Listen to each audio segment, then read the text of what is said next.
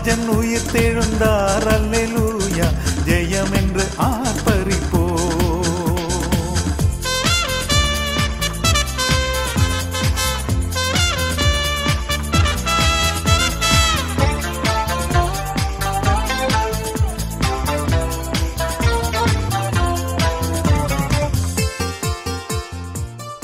நம்முடைய ஆண்டவர் உயிரோடு எழுந்தவர். அல்லேலூயா. நம்முடைய ஆண்டவராய் இயேசு கிறிஸ்துவினுடைய உயிர்த்தெழுதலை குறித்து உலகமெங்கிலும் இந்த நாள் பண்டிகை நாளாக கொண்டாடுகிறார்கள். இயேசு கிறிஸ்து உயிரோடு கூட எழுந்தார் என்று முழு உலகமும் அவர் உயிரோடு கூட எழுந்தார் என்று விசுவாசிக்கிறார்.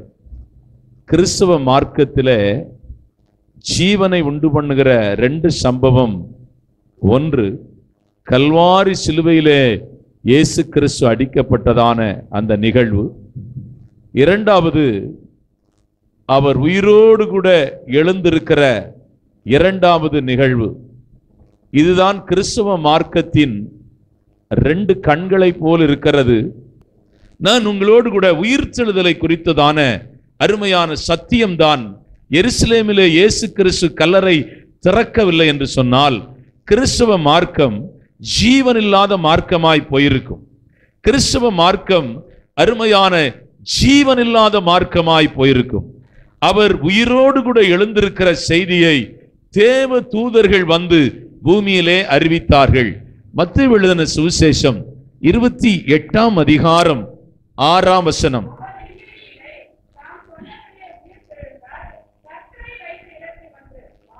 மற்றேவும் தன்னுடைய புத்தகத்திலே உயிர்த்தெழுதலை பதிவு பண்ணுகிறான். மார்க்கும் தன்னுடைய புத்தகத்திலே அருமையான உயிர்த்தெழுதலை பதிவு பண்ணுகிறான். லூக்காவும் கூட தன்னுடைய உயிர்த்தெழுதலை தன்னுடைய பரிசுத்த வேத புத்தகத்திலே பதிவு பண்ணுகிறதை மார்க் எழுதின சுவிசேஷம் 16ஆம் அதிகாரம் 6ஆம் வசனம்.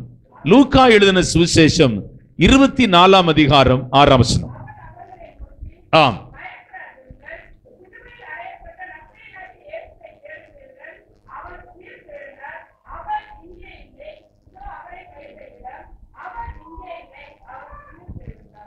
ஒரு பெரிய பிரச்சனை, மரித்த பின்பு நாம் எப்படி இருப்போம் என்ற ஒரு பெரிய பிரச்சனை இருக்கிறது.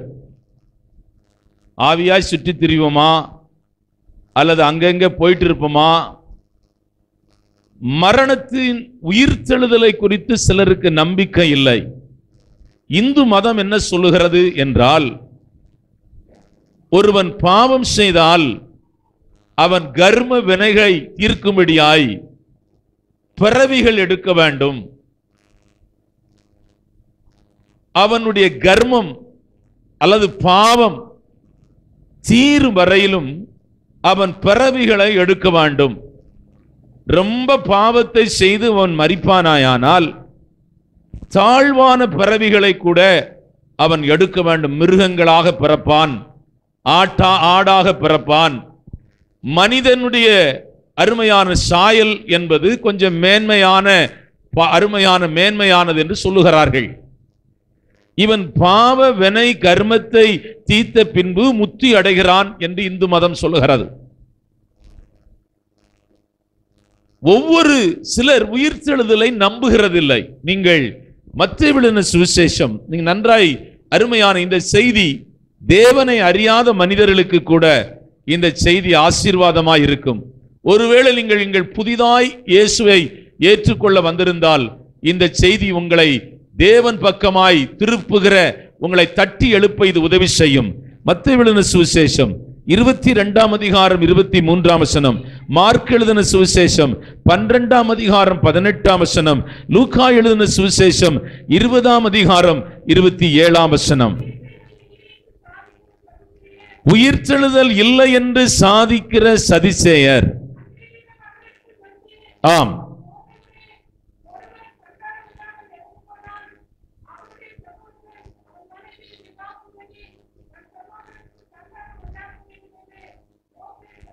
உயிர்த்தெழுதல் இல்லை என்று சாதிக்கிற சதிசேயர் என்ற ஒரு கூட்டம் 1ஆம் நூற்றாண்டிலே இருந்திருக்கிறது.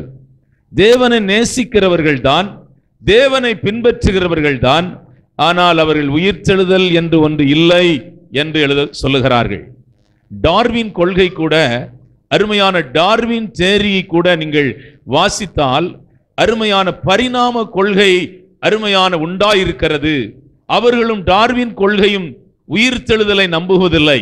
அவன் ஒருவேளை கிறிஸ்தவனாய் இருந்தாலும் கூட, டார்வின் கிறிஸ்தவனாய் இருந்தாலும் அவன் உயிர்த்தெழுதலை நம்புவதில்லை. அருமையான சின்ன புழுக்களில் இருந்து அருமையான அந்த புழுக்கள் பரிணாமம் அடைந்து அருமையான மீனாக மாறினது, இப்படி அது தரையிலே வந்து வாழ ஆரம்பித்தது, இப்படி உடையது, கடைசியாக குரங்கிலிருந்து மனுஷன் தோன்றினான் என்றதான பரிணாமம் இருக்கிறது. அருமையான விஞ்ஞானமும் உயிர்த்தெழுதலை நம்பவில்லை. ஆனால் ஒன்று அருமையான விஞ்ஞானத்திலே ஒன்று அதிர்ச்சி தர சம்பவம் நடந்திருக்கிறது. அது என்ன சம்பவம் என்றால், மரிக்கிற தருவாயில் இருக்கிற ஒரு மனுஷனை அருமையான 12 mm அல்லது அதிக அருமையான இடை உள்ள கிளாஸுக்குள்ளே அவனை படுக்க வைத்திருந்தார்கள். அவன் இன்னும் கொஞ்ச நேரத்தில் எல்லா அருமையான நிருபர்களும் சுற்றி இருந்தார்கள். ஏராளமான அருமையானவர்களை தொலைக்காட்சிகள் அந்த கண்ணாடி பட்டியிலே மரிக்கிற போற மனுஷனுக்கு நேராக வைக்கப்பட்டிருந்தது. ரொம்ப சீரியல் அருமையான பல்பு, ரொம்ப அருமையான அதிக பவர் உள்ள பல்புகள் எல்லாம் சுற்றிலும் கட்டப்பட்டிருந்தது. அப்பொழுது அவர்கள் எடுக்கிற நேரம், அந்த எடுக்கிற மரிக்கிற தருவாயை பார்த்து கொண்டிருந்தார்கள். என்ன நடந்தது என்றால், அந்த நேரத்தில் அந்த கிளாஸ் எல்லாம் சுக்கு நூறாக நொறுங்கி போனது. ஆனால் அந்த படங்களை எல்லாம் கிளீன் பண்ணி பார்த்தால் ஒன்றும் பதிவாகவில்லை. ஆகவே அந்த முயற்சியை அவர்கள் கைவிட்டு விட்டார்கள். தேவனுடைய பிள்ளைகளே, உயிர்த்தெழுதல் என்றதான ஒன்றை அருமையான இயேசு கிறிஸ்து, அருமையான கிறிஸ்துவ மார்க்கத்தினுடைய ஜீவனே, கிறிஸ்துவ மக்கள் தேவனை பின்பற்றுவதற்கு ஒரு மேலான ஒன்று, நாம் மரித்த பின்பு உயிரோடு கூட எழும்புவோம் என்பதை இயேசு கிறிஸ்துடைய கல்லறை திறந்து கிடக்கிறது. ஹல்லேலூயா. சரி, உயிர்த்தெழுதலை அருமையான நம்பாதவர்களை குறித்து அப்போஸ்தலனாகிய பவுல் எழுதுகிறான். 1 கொரிந்தியரின் புத்தகம் 15ஆம் அதிகாரம் 32ஆம் வசனம்.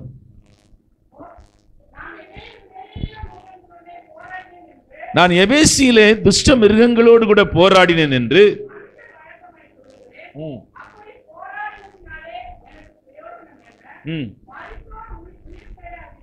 மரித்தோர் உயிர்த்தெழாவிட்டால் புசிப்போம், குடிப்போம், நாளைக்கு சாவோம் என்று சொல்லலாமே. அருமையானவர்களே, மரித்தோர் உயிர்த்தெழாவிட்டால் ஏன் நான் இவ்வளவு பாடுகளை அனுபவிக்க வேண்டும், ஏன் இவ்வளவு துக்கங்களை அனுபவிக்க வேண்டும் என்று பவுல் சொல்லுகிறான். இயேசு கிறிஸ்துவினுடைய உயிர்த்தெழுதலை அவமாக்கும்படி ஆசாரியர்கள் என்ன சொன்னார்கள்? உலகத்திலே யாருடைய கல்லறைகளிலும் போர் சேவர்கள் காவல் காக்கவில்லை. இயேசு கிறிஸ்துவின் கல்லறை மாத்திரமே அருமையான பலத்த சங்கிலிகளினாலே கட்டப்பட்டு, அருமையான அங்கே பூட்டு போடப்பட்டு, அதிலே அருமையான அரசாங்க முத்திரை போடப்பட்டிருந்தது. ஏனென்றால் அவர் உயிர்த்தெழுவார் என்ற ஒரு செய்தியை சீஷர்கள் அறிவித்து விடுவார்கள் என்ற காரணத்திற்காக இயேசு கிறிஸ்துவின் கல்லறை அருமையான பூட்டப்பட்டு காவல் காக்கப்பட்டிருந்தது. நீங்கள் வேத புத்தகத்தை வாசித்தால் முதலாவது உயிர்த்தெழுதலின் செய்தி அறிவித்தது யார்? நான் சொல்லுகிறேன், மரியாள் அல்ல, ரோம போர் சேவகர்கள். அல்லேலூயா. என்னடா பாஸ்டர் எப்பவுமே கொஞ்சம் வித்தியாசமா சொல்றாங்க. முதலாவது உயிர்த்தெழுதலை அறிவித்தது ரோம போர் சேவகர்கள். மத்தேயு எழுதின சுவிசேஷம் 28ஆம் அதிகாரம் 11, 12, 13. ஆம்.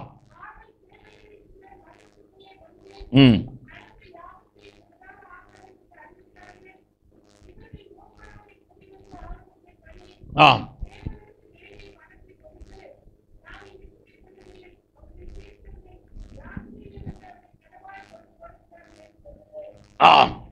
முதலாவது அவர்கள் ரோம போர் சேவர்கள் பார்த்தார்கள் கல்லறை திறக்கிறதையும் இயேசு கிறிஸ்து உயிரோடு கூட எழுந்து போகிறதையும் பார்த்தார்கள். அருமையானவர்களை ஓடி போய் சொன்னார்கள் பிரதான ஆசாரியனிடத்துல, நம்முடைய சங்கிலிகள் உடைந்து போனது, நம்முடைய பூட்டுகள் தகர்ந்து போனது, நாம் வைத்திருந்த கல்லெல்லாம் அகன்று போனது, ஆண்டவராய் இயேசு உயிரோடு கூட எழுந்து விட்டார் என்று போய் சொன்னார்கள். அப்பொழுது ஆசாரியர்கள் ஒரு ஆலோசனை பண்ணினார்கள்.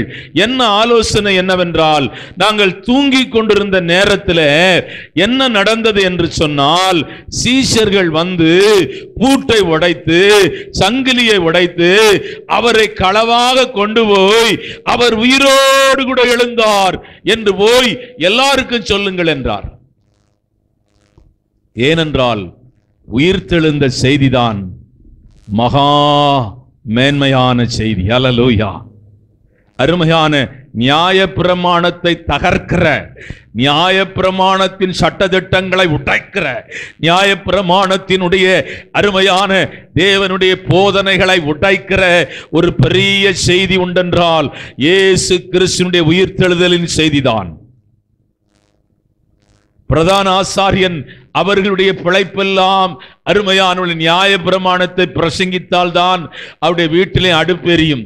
நியாயப்பிரமாணத்தை பிரசங்கித்தால் தான் ஜனங்கள் நடுவிலே அவர்களுக்கு மதிப்புண்டு. அருமையான ராஜாவினிடத்திலே அவர்களுக்கு மதிப்புண்டு. ஆனால் இப்பொழுது உயிர்த்தெழுதலை குறித்ததான செய்தியை அவர்கள் கேட்டபோது நடுங்கினார்கள். ஆண்டவராய் இயேசு கிறிஸ்துவினுடைய உயிர்த்தெழுதலுக்குள்ளே 4 காரியங்களை இந்த காலவேளை ஆராதனையில சுருக்கமாய் உங்களோடு கூட நான் பகிர்ந்து கொள்ள விரும்புகிறேன். ஆண்டவராய் இயேசு கிறிஸ்துவினுடைய உயிர்த்தெழுதலிலே என்ன நடந்தது? அவருடைய உயிர்த்தெழுதலுக்குள்ளே நீங்கள் போனால் 4 மேன்மையான காரியங்களை கற்றுக்கொள்ளலாம். அவர் மேல் இருக்கிற விசுவாசம், அவர் மேல் இருக்கிற நம்பிக்கை, அவர் மேல் இருக்கிறதான அருமையான ஆழமான பக்தி, இவைகளெல்லாம் கட்டப்படும், உயிர்ப்பிக்கப்படும், பலனடையும். நீங்கள் உயிர்த்தெழுதலின் மேன்மையை அருமையான உங்களுடைய ஆவிக்குரிய கண்களில் நீங்கள் பார்க்கும்போது, உயிர்த்தெழுதலின் மேன்மையை ஆவிக்குரிய கண்களில் நீங்கள் தரிசிக்கும் போது, உயிர்த்தெழுதலின் மேன்மையை ஆவிக்குரிய கண்களிலே நீங்கள் பார்க்கும்போது, உங்கள் ஆழத்திலே, உங்கள் இருதயத்திலே, உங்கள் ஆவியிலே மறைந்து கிடக்கிற அந்த விசுவாசம் தட்டி எழுப்பப்படும். அருமையான நம்பிக்கை, வேதம் சொல்லுகிறது, வாடாத மகிமையான நம்பிக்கை நீங்கள் பெற்றிருக்கிறீர்கள். அந்த நம்பிக்கை ஜீவனை பெற்றுக்கொள்ளும். சோர்ந்து ஒருவேளை வந்திருந்தால் நீங்கள் பலனடைவீர்கள். அருமையான ஆண்டவரை குறித்து தூரமாய் இருக்கிறார் என்று ஒரு உணர்வு உங்களுக்குள்ளே இருக்குமேயானால், இந்த கால வேளையில இந்த உயிர்த்தெழுதலின் செய்தி உங்களை தட்டி எழுப்பி உங்களை பலப்படுத்தும் என்று நான் விசுவாசிக்கிறேன். தேவனை அறியாதவர்களுக்கு கூட இந்த செய்தியை நீங்கள் கொண்டு போகிறவர்களாக உங்களை இந்த செய்தி மாற்றும். Praise the Lord. முதலாவது, அருமையான தேவனுடைய வார்த்தை அருமையான உறுதியாக்கப்பட்டது. உயிர்த்தெழுதலில் என்ன நடந்தது என்று சொன்னால், தேவனுடைய வார்த்தை அருமையான உறுதிப்படுத்தப்பட்டது. என்ன உறுதிப்படுத்தப்பட்டது? அவர் உயிரோடு கூட இருந்த நாட்களிலே நான் உயிரோடு கூட எழும்புவேன் என்று பிரசங்கித்திருக்கிறார். நீங்கள் வாசித்தால் வாசிக்கலாம். மார்க் எழுதின சுவிசேஷம் 9ஆம் அதிகாரம் 31ஆம் வசனம். ஆம் ஆம் ஆம் ஆம் 3ஆம் நாளில் உயிர் தெழுந்திருப்பார் என்றும் அவர் தன் சீஷர்களுக்கு போதகம் பண்ணினார். என்னடா, உயிரோடு கூட இருக்கிற நாளில் நான் உயிர் தெழுவேன் என்று இயேசு பிரசங்கித்தார். இது நம்பக்குரியதா? இதை நம்ம ஏற்றுக்கொள்ள முடியுமா? சீஷர்கள் கூட அதை திருப்பி கேட்க பயந்தார்கள். அடுத்த வசனத்தை வாசிக்கலாம். அவர்களோ அந்த வார்த்தையை அறிந்து கொள்ளவில்லை, அவர்கள் பயந்தார்கள். என்னடா, உயிர் எழும்புவேன் பிரசங்கிக்கிறாரே, அது அறியணும்னு ஒரு ஆசை இருந்துச்சு. சரி, இது வேண்டாம், நமக்கு இவர் இப்போ சொல்லும் போதே புரியல, இனிமேல் ஏதாவது சொன்னால் சுத்தமா புரியாம போயிடும், பயந்து கேட்காது இருந்தார்கள் என்று எழுதப்பட்டிருக்கிறார். ஆனால் ஒரு காரியம், அவர் வார்த்தை உறுதிப்படுத்தப்பட்டது. வேதத்தில் எழுதப்பட்டிருக்கிறது, வானமும் பூமியும் மாறி போனாலும் தேவனுடைய வார்த்தை மாறவே மாறாது. நீங்கள் யோவான் எழுதின சுவிசேஷம் 6ஆம் அதிகாரம் 63ஆம் வசனத்தை வாசிக்கலாம். ஆம்,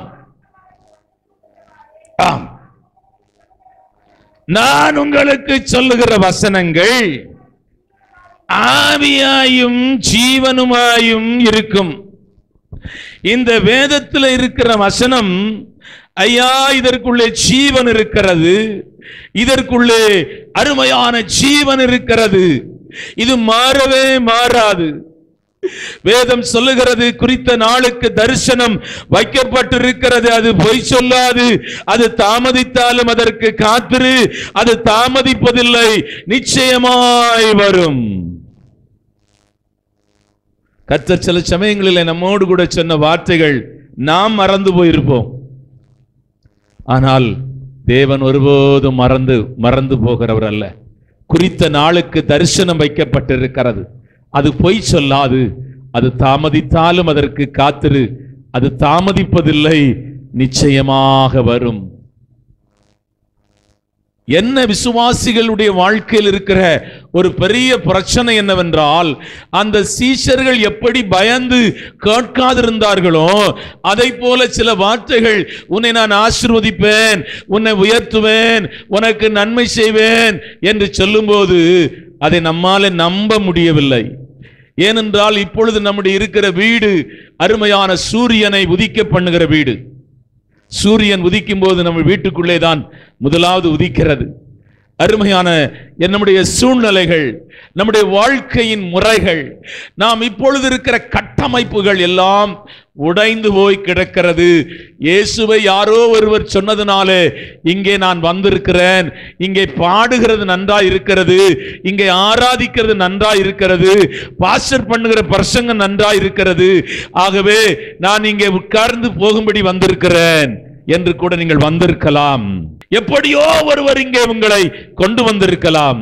ஆனால் இந்த இடம்தான் கர்த்தர் உன்னை ஆசீர்வதிக்கிற இடம், கர்த்தர் உனக்கு நன்மை செய்கிற இடம். ஆபிரகாமை ஆண்டவர் பார்த்து சொல்லுகிறார், வானத்தின் நட்சத்திரங்களை போல உன் சந்ததியை நான் பெருக பண்ணுவேன். 75வது வயது ஆபிரகாமுக்கு. நம்ப முடியாது, அருமையான விஞ்ஞானத்தினாலே ஏற்றுக்கொள்ள முடியாது. விஞ்ஞானம் அருமையான அதை ஒருபோதும் ஏற்றுக்கொள்ளாது. விஞ்ஞானம் ஏற்றுக்கொள்ளுகிறதோ ஏற்றுக்கொள்ளவில்லையோ, சாராளாலே ஏற்றுக்கொள்ள முடியவில்லை. அவள் கர்ப்பம் செத்து போனது இந்த செய்தியை கேட்டபோது ஒன்னும் அதுக்கு விளக்கம் கேட்க விருப்பமில்லை, சிரிச்சா, அவ்வளவுதான். ஏனென்றால் அவளுக்கு தெரியும் தன்னுடைய உடல் நிலை எப்படி இருக்கிறது என்று தெரியும். ஆனால் கர்த்தருடைய வார்த்தை மாறவே மாறாது. ஆண்டவர் சில சமயங்களில் நம்மேலே கர்த்தர் வைத்திருக்கிற நோக்கம், நம்மேலே வைத்திருக்கிற திட்டம், நம்மை கர்த்தர் தெரிந்து கொள்ளுகிற அந்த தெரிந்து கொள்ளுதல் நம்மாலே நம்ப முடியாது. நான் தானா, நம்ம தானா இப்போ இருக்கிறோம், நம்ம தானா இப்படி. தேவனுடைய பிள்ளைகளே, தேவனாய கர்த்தர் கொடுக்கிற வாக்குத்தத்தங்கள், வார்த்தைகள் எல்லாம் சின்னதா இருக்காது, பெருசா இருக்கும். அல்லேலூயா. அவர் உன்னோடு கூட பேசுகிற வார்த்தை எல்லாம் பெருசா இருக்கும்.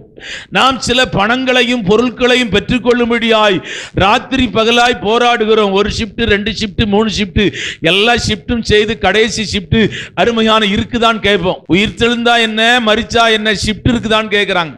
ஏனென்றால் பணத்தை எப்படியாயிலும் பெற்றுக்கொள்ள வேண்டும். அருமையான அந்த கடன் பிரச்சனை இருக்கிறது, வீட்டு வாங்கின லோன் இருக்கிறது, அருமையான அந்த பிள்ளைக்கு கல்யாணத்துக்கு வாங்கின லோன் இருக்குது, படிப்புக்கு வாங்கின லோன் இருக்குது, இதெல்லாம் அடைக்கணும். ராத்திரி தான் 2 பேரும் பேசிட்டு இருப்பாங்க 12-11 மணிக்கு. எப்பா அந்த காசு வரல, இந்த காசு வரல, என்ன பண்ணணும்னு தெரியல, எதை செய்யணும்னு தெரியல. ஜெபம் முடிச்சவன ஒரு ஜெபம், ஆண்டவரே நீர் பெரிய காரியங்களை செய்யும் அப்பா, உண்மைதான் நான் நம்பி இருக்கிறேன், ஜெபம் பண்ணி படுக்கிறாங்க. இதான் நிறைய விசுவாசிகள் வீட்டில் நடக்குது. இந்த மாதிரியான சூழ்நிலைகளிலே தான் விசுவாசிகள் இருக்கிறார்கள். கர்த்தர் உங்களை இந்த கால வேளையிலே சொல்லுகிற வார்த்தை என்னவென்றால், உன்னை மேன்மைப்படுத்தும்படியாய்தான் அவர் தாழ்மையானார். ஹல்லேலூயா. அவருடைய வார்த்தை பெரியது, ஆண்டவருடைய வார்த்தை மாறாது, அது வல்லமை உள்ளது. யோவான் நீங்கள் தொடர்ந்து வாசித்தால், யோவான் எழுதின சுவிசேஷம் 17:17 வாசிக்கலாம். உம்முடைய சத்தியத்தினாலே அவர்களை பரிசுத்தமாக்கும், உம்முடைய வசனமே சத்தியம். 1 பேதுருவின் புத்தகம் 1ஆம் அதிகாரம் 24ஆம் வசனத்தை வாசிக்கலாம். மாம்சம் எல்லாம் புல்லை போலும், ஆம் ஆம் ஆம், கர்த்தருடைய வசனமோ என்றென்றோ. ஆண்டவர் பேசுறதெல்லாம் சில சமயம் நமக்கு சிரிப்பா இருக்கும். நான் சில காரியங்களை சொன்னா எனக்கு யாரும் நம்ப மாட்டாங்க. ஏன்னா எங்க வீட்டுல கூட யாரும் நம்ப மாட்டாங்க. சில சமயங்களை பரிசுத்த ஆவியானவர் செய்கிற வேலை ஆச்சரியமாக இருக்கும். அல்லேலூயா. தேவன் செய்கிற காரியங்கள் ரொம்ப ஆச்சரியமானவைகள். தேவன் நம்மை நடத்துகிற பாதைகள் ரொம்ப ஆச்சரியமானவைகளாயிருக்கும். அருமையான ஆண்டவருடைய பிள்ளைகளை, சிறியவனை புழுதியிலிருந்து எடுத்து அவனை ராஜாக்களோடும் பிரபுக்களோடும் உட்கார வைக்கிறவராக இருக்கிறார். தேவனுடைய பிள்ளைகளே, தேவன் பெரியவர். அல்லேலூயா. தேவன் பெரிய காரியங்களை செய்யும்படி உன்னை அழைத்திருக்கிறார், தெரிந்திருக்கிறார். உன்னை மகிமைப்படுத்தும்படி உன்னை தேவன் தெரிந்திருக்கிறார். உன் சிரசின் மேலே அல்லது உன்னுடைய ஆவியின் மேலே, உன்னுடைய ஆத்துமாவின் மேலே, உன் சரீரத்தின் மேலே கர்த்தருடைய வார்த்தை இருக்கிறது. அல்லேலூயா. உன் ஆவிக்குள்ளே கர்த்தர் தன்னுடைய வார்த்தையை வைத்திருக்கிறார். அது சாதாரணமான வார்த்தை அல்ல. வானத்தை உண்டாக்கின வார்த்தை அது சாதாரணமான வார்த்தை அல்ல. பூமியை உண்டாக்கின வார்த்தை அது சாதாரணமான வார்த்தை அல்ல. அது அருமையான சமுத்திரத்தை உண்டாக்கின வார்த்தை அது சாதாரணமான வார்த்தை அல்ல. சிருஷ்டிப்பின் வார்த்தை. ஹல்லேலூயா. அது ரேமா என்று எழுதப்பட்டிருக்கிறது. அருமையான கர்த்தருடைய வார்த்தை உன்னை நோக்கி வருகிறது. Glory to God. இயேசு கிறிஸ்து பிரசங்கிக்கும் போது நான் உயிரோடு கூட எழும்புவேன் என்று பிரசங்கித்தார். அந்த அருமையான இந்த கல்லறை, இப்பொழுது இருக்கிற எருசலேமிலே திறந்து கிடக்கிற கல்லறை ஒரு சத்தியத்தை அருமையான பிரதிபலித்துக் கொண்டிருக்கிறது. அந்த எருசலேம், அந்த இஸ்ரவேல் அரசாங்கம் அந்த கல்லறையின் மேலே இப்படி ஒரு வார்த்தை எழுதியிருக்கிறார்கள். அவர் இங்கே இல்லை, அவர் உயிர்த்தெழுந்தார் என்று எழுதியிருக்கிறார்கள். அருமையானவர்களே, அந்த கல்லறை ஒரு காரியத்தை சொல்லுகிறது. தேவனுடைய வார்த்தை இங்கேதான் உறுதிப்படுத்தப்பட்டது. ஹல்லேலூயா.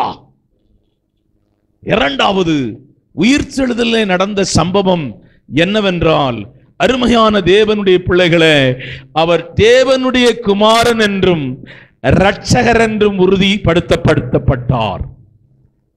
பிரச்சனை என்னவென்றால், அவரை சிலுவையில் அடிப்பதற்கு ஒரு குற்றச்சாட்டு என்னவென்றால், அவர் தன்னை தேவனுடைய குமாரன் என்று சொன்னதினாலே. அதுதான் பெரிய பிரச்சனை. அந்த வார்த்தை நீங்கள் தெரிந்தால் வாசிக்கலாம். சிலுவையிலே அவரை அடிக்கும் போது அவர் மேலே சொல்லுகிற ஒரு குற்றச்சாட்டு, இவர் தேவனுடைய குமாரன் என்று சொல்லுகிறார். தன்னை தேவனுடைய குமாரன் என்று சொல்லி தேவனுடைய குமாரன் என்று சொல்லுகிற குற்றச்சாட்டும் இருக்கிறது. தேவனுடைய பிள்ளைகளை, அவர் இரட்சகராக, அருமையான இரட்சகராக உயிர்த்தெழுதலிலே இயேசு கிறிஸ்து யாராக மாறினார் என்றால் இரட்சகராக மாறினார். நீங்கள் பழைய ஏற்பாட்டு தீர்க்கதரிசிகளும் பலத்த அற்புதங்களை செய்திருக்கிறார்கள். எலியா ரதத்தில் எடுத்துக்கொள்ளப்பட்டான். அவனுடைய எலிசாவை குறித்து நீங்கள் வேத புஸ்தகத்திலே வாசித்தால், அவன் செத்து போன கல்லறையில ஒரு சடலம் விழுந்தபோது அது ஜீவன் பெற்றது. நீங்கள் பலத்த அற்புதங்களை தீர்க்கதரிசிகள் செய்திருக்கிறார்கள். ஆனால் எல்லா தீர்க்கதரிசியை காட்டிலும் இயேசு கிறிஸ்து அருமையான மேன்மையானவர். ஏனென்றால் முஸ்லிம் இயேசு கிறிஸ்துவை ஏற்றுக்கொள்ளுகிறார்கள், அவரை நம்புகிறார்கள். ஈசா நபி என்று சொல்லுகிறார்கள். நபிகள் எல்லாம் பெரிய நபி என்று சொல்லுகிறார்கள். அவர் வல்லமை நிறைந்தவர் என்று கூட அவர்கள் விசுவாசிக்கிறார்கள். ஏனென்றால் அவரை பிடிக்க போகும்போது அவர் மறைந்து போனார் என்று எழுதப்பட்ட அந்த வசனத்தை விசுவாசிக்கிறார்கள். அவர்கள் எதை விசுவாசிக்கவில்லை என்றால், அவர் வல்லமையான நபியா இருக்கிறபடினாலே அவரை சிலுவையிலே அடிக்கவில்லை, அவரை கொண்டு போனவர்களை தான் சிலுவையில் அடித்தார்கள் என்ற அந்த இடத்திலே வந்து அவர்கள் இயேசுவை விசுவாசிக்கவில்லை. தேவனுடைய பிள்ளைகளே, அவருடைய கல்லறை திறந்து கிடக்கிறது. ஒருவேளை சிலுவை மரம் மறைந்து போனாலும், ஒருவேளை சிலுவை சம்பவங்கள் மறைந்து போனாலும், அருமையான 2000 வருஷமாய் எருசலேமிலே ஒருவருடைய கல்லறை திறந்து கிடக்கிறது. அந்த கல்லறை ஒரு காரியத்தை உறுதிப்படுத்துகிறது, இயேசு இரட்சகர். அல்லேலூயா. இந்த பாக்கியம் உங்களுக்கு கிடைத்தது. எவ்வளவோ இஸ்ரவேல் ஜனங்களுக்கு கிடைக்கவில்லை. அவர் உயிர்த்தெழுதவில்லை என்ற ஒரு செய்தியிலே பிசாசு அவருடைய இருதயங்களை குருடாக்கி விட்டார். அருமையானவர்களே, யூத ஜனங்கள், அருமையானவர்களே, 75% ஜனங்கள் இன்னும் இயேசுவை விசுவாசிக்கவில்லை. நீ இஸ்ரவேல் என்ன ஒரு வேதனையான சம்பவம் நான் கடந்த நாளில் படித்தேன் என்று சொன்னால், கிறிஸ்தவர்கள் மிகவும் புள்ளி விவரத்திலே 12% தான் இருக்கிறார். முஸ்லிம் ஜாஸ்தி இருக்கிறார். எனக்கு அது ரொம்ப வேதனையா இருந்துச்சு. ஆனால் அங்கேதான் கல்லறை திறந்து கிடக்கிறது. அங்கே இயேசு கிறிஸ்துவின் கல்லறை திறந்து கிடக்கிறது. தேவனுடைய பிள்ளைகளே, எதற்காக நான் உங்களுக்கு பிரசங்கிக்கிறேன் என்று சொன்னால், உங்களுக்கு இந்த கல்லறை இரண்டாவது சத்தியத்தை உங்களுக்கு வெளிப்படுத்தி இருக்கிறது. அவர் இரட்சகர், அவர் உயிரோடு இருக்கிறார். மூன்றாவது, இந்த கல்லறை அன்றைக்கு நீங்கள் போனால், இது தற்செயலாய் நடந்த ஒன்று அல்ல, இது தீர்க்க தரிசனமாய் சொல்லப்பட்டு நடந்த ஒரு சம்பவம். இது தற்செயலாக நடந்ததில்லை. இதை குறித்து தாவீது தீர்க்க தரிசனம் சொல்லுகிறார். வாசிக்கலாம். அப்போஸ்தலர் 2ஆம் அதிகாரம் 29, 30, 31. சகோதரரே, கோத்திர தலைவனாகிய தாவீதை குறித்து நான் உங்களுடனே தைரியமாய் பேசுகிறதற்கு இடம் கொடுங்கள். அவன் மரணமடைந்து அடக்கம் பண்ணப்பட்டான். அவனுடைய கல்லறை இந்நாள் வரைக்கும் நம்மிடத்தில் இருக்கிறது. அவன் தீர்க்கதரிசியாய் இருந்து உன் சிங்காசனத்தில் வீற்றிருக்க மாம்சத்தின்படி உன் சந்ததியிலே கிறிஸ்துவை எழுத பண்ணுவேன் என்று தேவன் தனக்கு சத்தியம் பண்ணினதை அறிக்கையினார். அவன் கிறிஸ்துவனுடைய ஆத்துமா பாதாளத்திலே விடப்படுவதில்லை என்றும் அவருடைய மாம்சம் அழிவை காண்பதில்லை என்றும் முன்னறிந்து அவர் உயிர்த்தெழுதலை குறித்து இப்படி சொன்னார். அவருடைய மாம்சம் அழிவை காண்பது இல்லை. ரொம்ப உயிர்த்தெழுதல் செய்தி கொஞ்சம் கவனமாக கேளுங்க. நீங்கள் அவருடைய உயிர்த்தெழுதலின் சாயல் நீங்கள் யோவான் எழுதின சுவிசேஷம் 20ஆம் அதிகாரம் 24 இருந்து 27 வரையும் வாசிங்க. இயேசு வந்திருந்தபோது 12 ஒருவனாகிய திதிமு எனப்பட்ட தோமா என்பவன் அவர்களுடனே கூட இருக்கவில்லை. மற்ற சீஷர்கள் கர்த்தரை கண்டோம் என்று அவருடனே சொன்னார்கள். அதற்கு அவன், அவருடைய கைகளில் ஆணிகளினால் உண்டான காயத்தை நான் கண்டு அந்த காயத்திலே என் விரலையிட்டு என் கையை அவருடைய விலாவிலே போட்டால் ஒழிய விசுவாசிக்க மாட்டேன் என்றான். மறுபடியும் 8 நாளைக்கு பின்பு அவருடைய சீஷர்கள் வீட்டுக்குள்ளே இருந்தார்கள். தோமாவும் அவளுடனே கூட இருந்தான். கதவுகள் பூட்டப்பட்டிருந்தது. அப்பொழுது இயேசு வந்து நடுவே நின்று உங்களுக்கு சமாதானம் என்றார். பின்பு அவர் தோமாவை நோக்கி, நீ உன் விரலை இங்கே நீட்டி என் கைகளை பார், உன் கையை நீட்டி என் விலாவிலே போடு, அவிசுவாசியா இராமல் விசுவாசியா இரு என்றார். அவருடைய சரீரம் அழியவில்லை. இது எனக்கு ரொம்ப பெரிய பிரச்சனையா இருந்துச்சு. நான் எப்போ ரொம்ப ஆராய்ச்சி பண்ற ஆள், பைபிளே ரொம்ப ஆராய்ச்சி பண்றேன். ஆனால் வேதம் என்ன சொல்லுகிறது? அவர் எப்படி உயிர்த்தெழுந்தாரோ அப்படி நல்ல கவனமாய் கேளுங்க. கொஞ்சம் கிரிட்டிக்கலான செய்தி தான். நான் ரொம்ப ஆழமாய் யோசிக்கிறேன். ஏன்னா நான் நிறைய அடக்கம் பண்ணிருக்கிறேன். திருப்பி அடக்கம் பண்ண அந்த பாடியை திறந்து பார்க்கும்போது அங்க அந்த கொஞ்சம் சில ஒருத்தர் இந்திரா நகர்ல ஒரு ஐயா, அவங்க அந்த இடத்துல போய் திருப்பி நோண்டி பார்த்தா அவருடைய தலை, அவருடைய உடம்பு, எலும்பெல்லாம் கிடந்துச்சு. அப்ப அதை சும்மா ஒரு சாக்கில் கட்டி ஒரு புளிய தோண்டி அதை உள்ள போடும். ஏன்னா நாங்கள் முன்னாடி போவோம், நீ உங்களுக்கு தெரியாது, நாங்கள் முன்னாடி போய் அதெல்லாம் பார்ப்பேன். சரீரம் அழிஞ்சிருக்குது. ஆனால் இயேசு கிறிஸ்து சரீரம் என்ன செய்யவில்லை? அழியவில்லை. ஏன் இது அழிஞ்சிச்சு? ஏன் இது அழியவில்லை? ஒரு பெரிய கொஸ்டின் தானே. அருமையான தேவனுடைய பிள்ளைகளே, இயேசு கிறிஸ்து சரீரம் பரிசுத்தாவினாலே ஜெனிக்கப்பட்டது. நன்றாக கவனிங்கள். நம்முடைய சரீரம் விழுந்து போன ஆதாமினாலே உருவாக்கப்பட்ட சரீரம். அல்லேலூயா. இயேசு கிறிஸ்துவின் சரீரம் பரிசுத்த ஆவியினாலே கர்ப்பம் தரிக்கப்பட்டது. என்ன நடக்கும் என்றால், இந்த சரீரம் அழிந்து இதை போல ஒரு சரீரம் நமக்குள்ளே உருவாகும். அதுதான் மகிமையின் சரீரம். நம்முடைய மார்க்கம் அருமையான தேவனுடைய பிள்ளைகளே, ஆண்டவர் சொன்னார் மகிமையின் சரீரம் அடையுதே அப்பா, அப்ப என்ன நடக்கணும்? முகம் மாறுமான்னு கேட்டேன். முகம் மாறாது. அல்லேலூயா. முகம் மாறாது, உணர்வு மாறிவிடும். அல்லேலூயா. எண்ணங்கள் மாறிவிடும். அல்லேலூயா. சிந்தனைகள் மாறிவிடும். அதற்குள்ளே பசி இருக்காது, அதற்கு தாகம் இருக்காது. அது இயேசுவை போல இருக்கும். மூன்றாவதாக இந்த கல்லறை என்ன சொல்லுகிறது என்றால், இது தீர்க்க தரிசனத்தினாலே நடந்த சம்பவம். யார் தீர்க்க தரிசனம் சொன்னார்கள் என்றால், தாவீது சொல்லுகிறான்.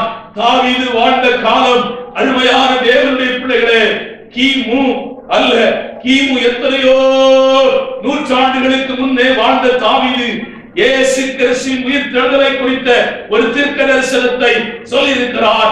அந்த தீர்க்க தரிசனம் இந்த உயிர்த்தெழுதலிலே உறுதியாக்கப்பட்டிருக்கிறது. நான்காவது பேசி முடிக்கிறேன். அருமையானவர்களே, இந்த கல்லறை என்ன காண்பிக்கிறது? இந்த உயிர்த்தெழுதலின் கல்லறை எதை காண்பிக்கிறது என்று சொன்னால், glory to God, இந்த உயிர்த்தெழுதல் அருமையான ஒரு காரியத்தை இந்த உயிர்த்தெழுதல் காண்பிக்கிறது. அது என்னவென்றால், இந்த இயேசுவை, உயிர்த்தெழுந்த இயேசுவை விசுவாசிக்கிறவர்கள் அருமையான உயிர்த்தெழுவோர் என்பதை இந்த கல்லறை காண்பிக்கிறது. ஒரு பெரிய வாக்கியம். இயேசுநாதர் பணம் கொடுக்கிறாரு, வீடு கொடுக்கிறாரு, அதை கொடுக்கிறாரு, இதை கொடுக்கிறாரு. அவர் கொடுக்காம இல்ல, எல்லாம் கொடுக்கதான் செய்யறாரு. அவங்களுக்கும் கொடுக்கிற சாமி ஒரு சாமி வச்சுக்கிறான், அவங்களுக்கு நிறைய தான் கொடுக்குறாரு. இன்னும் சொல்லணும், உங்களை காட்டும் அங்கதான் நிறைய கிடைக்குது. எப்படி பார்த்து சொல்றீங்கன்னா, அவங்க காணிக்க பெட்டியை பார்த்து சொல்றாங்க. ஒரு கோடி போடுறாங்க ஒரு நாள். அப்போ இங்க பார்த்தா எல்லாம் சில்லறை சில்லறையா இருக்காங்க. 10 ரூபாய் பாரிசு எல்லாம். ஆண்டவர் விசுவாசிகளா இருக்கிறதான உங்களுக்கு, தேவனுடைய பிள்ளையே, நாம் உயிர்த்தெழுதலின் சாயலிலே இணைக்கப்படுவோம். இயேசு கிறிஸ்துவை போல நாம் மாறுவோம் என்பதை இந்த கல்லறை உறுதிப்படுத்துகிறது. கல்லறை தோட்டத்திலே நிறைய பசங்க எல்லாம் பண்ணுவாங்க. ஒன்னும் பசங்க என்ன பண்ணுவேன்னா, இயேசு கிறிஸ்துவின் கல்லறை திறந்து கிடக்கு. இந்த வாரம் தான் நினைச்சேன், இஸ்ரேலுக்கு போய் அதை பார்த்து வருவேன். தேவனுடைய பிள்ளையே, அவருடைய கல்லறை திறந்து கிடக்கிறது. அவருடைய கல்லறை திறந்து கிடக்கிறது. அது எதை காண்பிக்கிறது என்றால், உலகமெங்கிலும் அவரை விசுவாசிக்கிறவர்கள், அவரை நம்புகிறவர்கள், அவரை ஏற்றுக்கொள்ளுகிறவர்கள் உலகமெங்கிலும் இருக்கிறார்கள். அல்லேலூயா. என்ன ஆச்சரியம் என்னால், எந்த ஒரு இடத்துக்கு போனாலும் பிரைஸ் தி லார்ட், ஸ்தோத்திரம், பாஸ்டா வாங்க, ஸ்தோத்திரம், ஒரு ஜெபம் பண்ணிட்டு போங்க. ரொம்ப ரொம்ப ஆச்சரியம் பாருங்க. உலகமெங்கிலும் அவரை விசுவாசிக்கிறார்கள். இயேசு அவர்களுக்கு செய்திருக்கிற ஒரு பெரிய ஆசீர்வாதம் என்னவென்றால், அவரை போல் அவர்கள் உயிர்த்தெழுவார்கள். அல்லேலூயா, அல்லேலூயா. யோவான் எழுதின சுவிசேஷம் 11ஆம் அதிகாரம் 25ஆம் வசனம். இயேசு அவளை நோக்கி, நானே உயிர்த்தெழுதலும் ஜீவனுமாயிருக்கிறேன். என்னை விசுவாசிக்கிறவன் மரித்தாலும் பிழைப்பான். என்னை விசுவாசிக்கிறவன் மரித்தாலும் பிழைப்பான். அல்லேலூயா, அல்லேலூயா. உயிரோடு எழுந்தவரே, உம்மை ஆராதனை செய்கிறோ. ஜீவனின் அதிபதியே, உம்மை ஆராதனை செய்கிறோ. அல்லேலூயா, ஓசன்னா. அல்லேலூயா, ஓசன்னா. அல்லேலூயா, ஓசன்னா. அல்லேலூயா, ஓசன்னா. ரோமருக்கு எழுதின நிருபம் 6ஆம் அதிகாரம் 5ஆம் வசனம். அவருடைய மரணத்தின் சாயலிலே நாம் இணைக்கப்பட்டவர்களானால் அவருடைய உயிர்த்தெழுதலின் சாயலிலும் நாம் இணைக்கப்படுவோம். 1 தெசலோனிக்கரின் புத்தகம் 4ஆம் அதிகாரம் 13 வாசிக்கலாம். அன்றியும் சகோதரரே,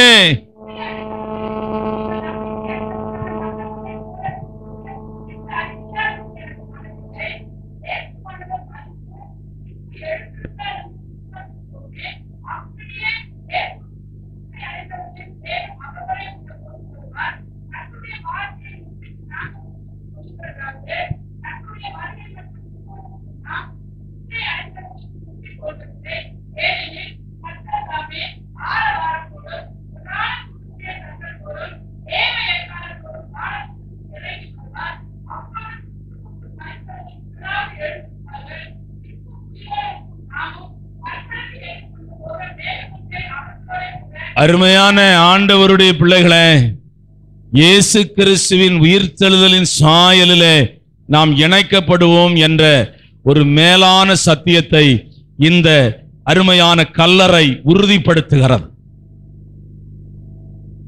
நாம் மரித்த பின்பு எப்படி இருப்போம் என்பது தெளிவாய் தேவனுடைய பிள்ளைகள் அறிந்து கொள்ள வேண்டும்.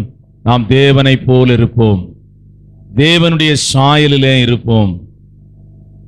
ஆண்டவருடைய பிள்ளைகளுடைய மரணமும் உலக ஜனங்களுடைய மரணமும் நிறைய வித்தியாசம் இருக்கிறது. எங்க ஊர்ல ஒரு தாத்தா இருந்தார், ஒரு மந்திரவாதி.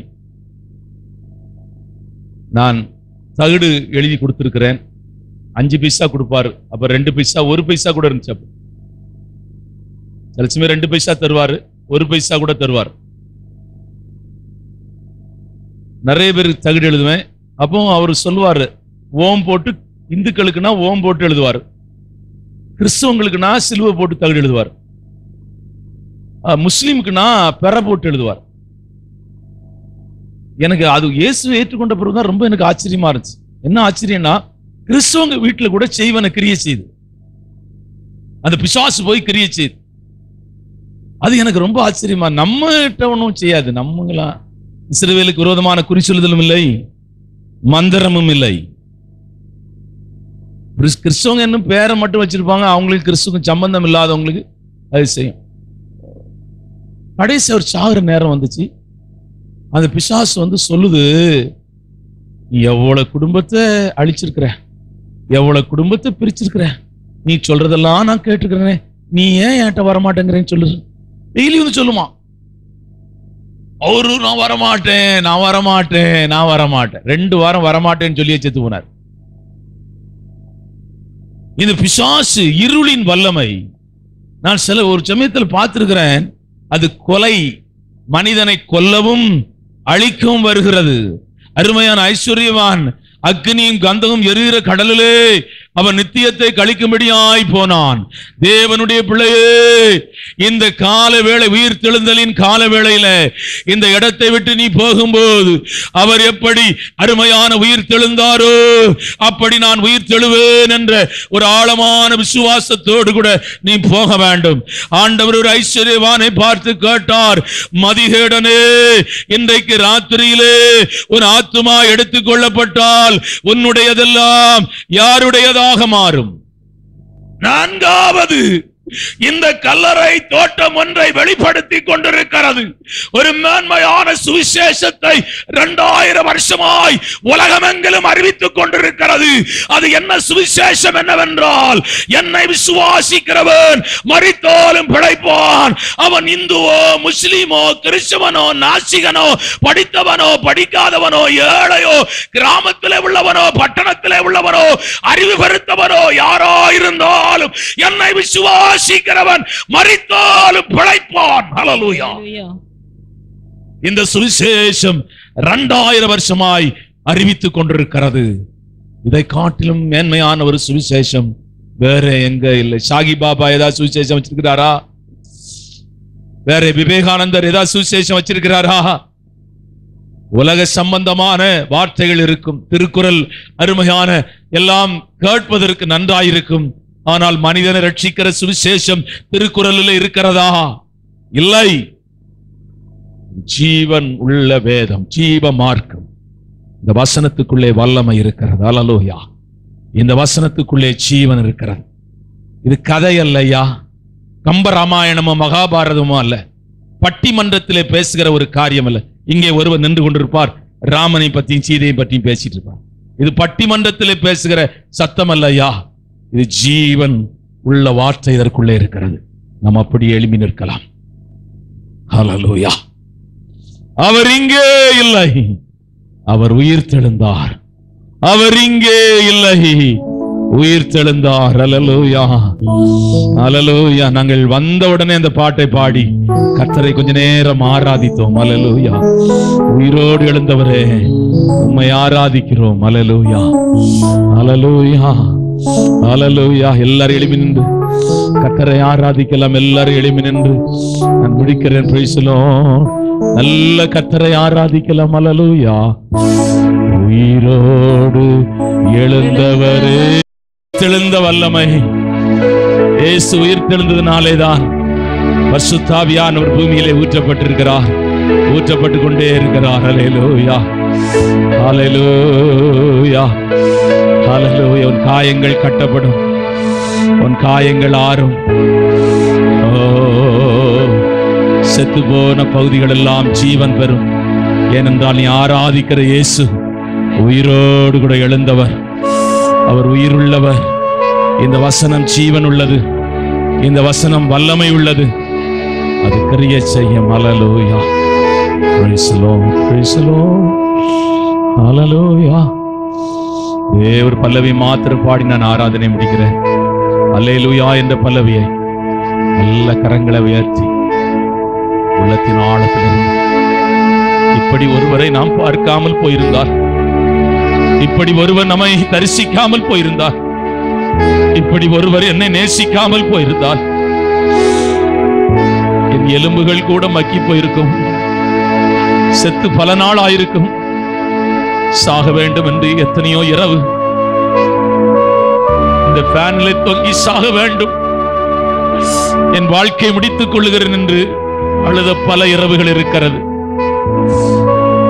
வியாதி வல்லமை நம்மை அழிக்கும்படியாய் எழுப்பிக் கொண்டிருந்தது.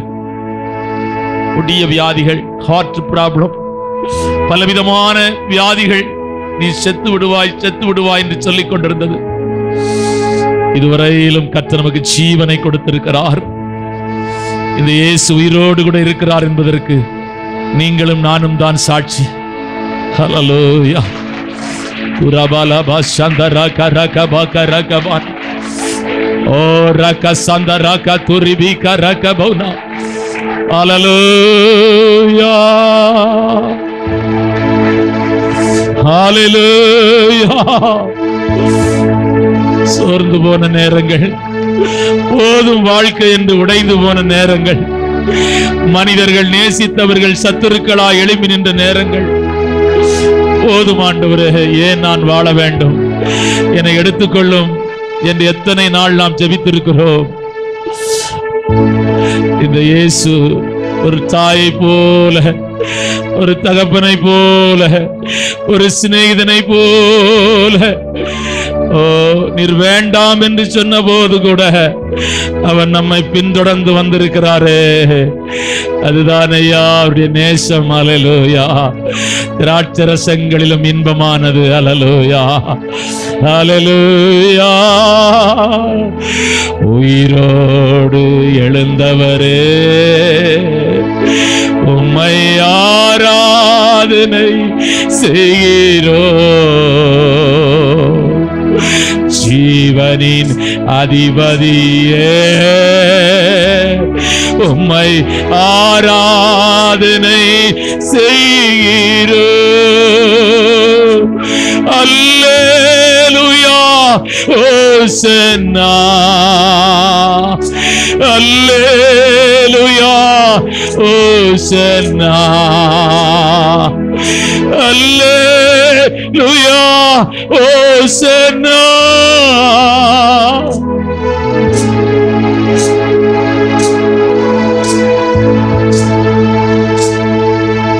பூட்டப்பட்ட அறையிலே கதவுக்கு வெளியே நின்று சுலமித்தியாளை கூப்பிடுகிறாள். சுலமித்தியாளே, நான் உன்னோடு கூட பேச வேண்டும், உன்னை நான் பார்க்க வேண்டும். அவள் சொன்ன வார்த்தை, நான் வஸ்திரம் இல்லாது நின்று கொண்டிருக்கிறேன், என்னை பார்க்க வேண்டாம், நீர் போய்விடும். அல்லேலூயா. எத்தனையோ வீடுகள் சில சமயங்கள் பூட்டப்பட்டிருக்கும். நான் நின்று திரும்பி வரும்போது அதை தான் யோசிப்பேன். நான் நிற்கவில்லை, இயேசு நின்று போயிருக்கிறார். துவாரத்தின் வழியாய் விரலை விட்டிருக்கிறார். அந்த துவாரத்தில் இருக்கிறதான அந்த பகுதி அவருடைய விரலை கிழித்திருக்கும், ரத்தம் கூட வடிந்திருக்கும். ஆனால் எப்படியாயிலும் நான் வந்ததை அவள் கண்டுகொள்ள வேண்டும் என்பதற்காக துவாரத்திலிருந்து ரத்தம் வந்தாலும் பரவாயில்லை, விரல் கிழிந்தாலும் பரவாயில்லை, என் அன்பை அவளுக்கு காட்ட வேண்டும். அல்லேலூயா. நேசருடைய இந்த நேசரை நாம் பார்க்காமல் இருந்தால் எல்லா மனிதரை போல வாழ்ந்து செத்திருப்போம். இந்த நேசர் எனக்கு தரிசனமானார். அல்லேலூயா. எம்மாவூருக்கு போன சீஷர்களுக்கு அவர் தரிசனமானார். 40 நாள் அப்போஸ்தலருடைய புத்தகத்தில் எழுதுகிறார்கள், சீஷர்களுக்கு தரிசனமானார். 400 பேருக்கு கர்த்தர் தரிசனமானார். பவுல் கீழே எழுதும்போது அந்த வார்த்தை தான் என்னை ரொம்ப தொட்டது. அகால பிறவியாயிருக்கிற எனக்கும் இந்த இயேசு தரிசனமானார் என்று எழுதுகிறான். ஓ ரக்க சந்த ரக்கபானா. அகிரிப்பா ராஜாவுக்கு முன்னே அவன் நிற்கும் போது சொல்லுகிறான், அகிரிப்பா ராஜாவே, அந்த தரிசனத்துக்கு என்னாலே கீழ்ப்படியாமல் இருக்க முடியவில்லை. ஏன் இந்த சுவிசேஷத்தை நான் அறிவிக்கிறேன் என்றால் அந்த தரிசனத்திற்கு நான் கீழ்ப்படியாமல் என்னால் இருக்க முடியவில்லை. அந்த தரிசனம் மகா பெரியது. அவரை நான் என் கண்களினால் பார்த்தேன், அவரை நான் தரிசித்தேன். அகால பிறவியாயிருக்கிற பாவியும் துரோகியும் அக்கிரமக்காரனுமாயிருந்த கொலைகாரனாயிருந்த எனக்கும் இந்த இயேசு தரிசனமானார். ஓ ஹல்லேலூயா, ஹல்லேலூயா. உனக்கும் இயேசு தரிசனமாயிருக்கிறார் மகளே. உன்னை அவர் ரட்சித்திருக்கிறார், உன்மேல் அவர் அன்பு வைத்திருக்கிறார், உன்மேல் தன்னுடைய நேசத்தை வைத்திருக்கிறார். ஹல்லேலூயா. ஓ ஹல்லேலூயா, ஹல்லேலூயா. ஓசன்னா, அல்லேலூயா, ஓசன்னா, அல்லேலூயா, ஓசன்னா.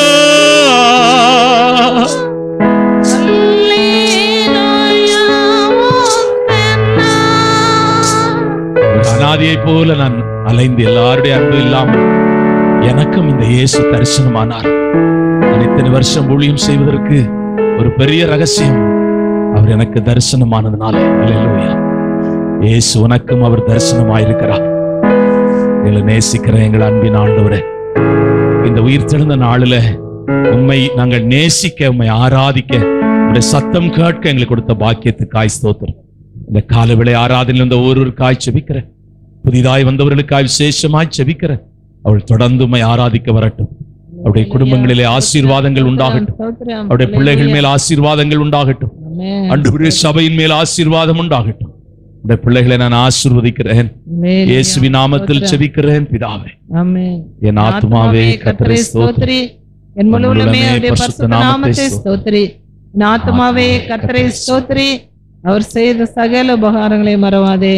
ஆமென். கர்த்தராகிய இயேசு கிறிஸ்துவின் கிருபையும் பிதாவினுடைய அன்பும் பரிசுத்த ஆவியானவருடைய அன்பின் ஐக்கியமும் இந்த உயிர்த்தெழுந்த நாளிலே கர்த்தரை ஆராதிக்க வந்த ஒவ்வொருவரோடும் விசேஷ விதமாயிருப்பதாக